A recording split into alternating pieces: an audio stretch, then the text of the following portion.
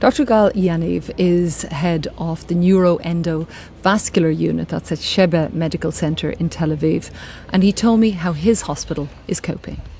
The hospital is busy, packed with patients, different kinds of injuries, and really packed with a lot of concerned family members, husbands, wives, kids, grandmothers, grandfathers, friends. All of them are very worried. And the type of injuries that you're seeing?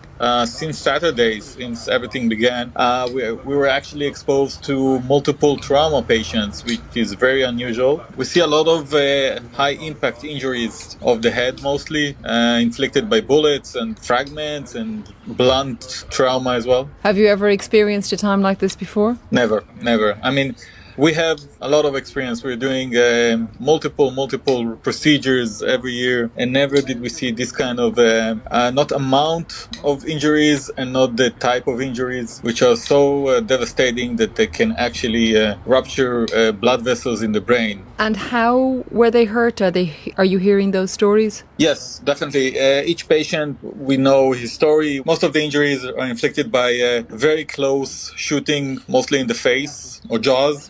Some of them were inflicted by blunt trauma like shovels or sticks, and this resulted in multiple fragments of bullets or other fragmentation, as well as fragments of bones entering into the brain and actually damaging both the brain and the blood vessels of the brain. And all ages? Mostly young patients, which is also something different for us. Usually we treat patients with strokes and brain bleeds, and these are older populations, 70, 80-year-old, mostly with comorbidities. And now we're mostly doing procedure for young patients, most of them between the age of 20 to 30. Are they life-changing injuries? Definitely.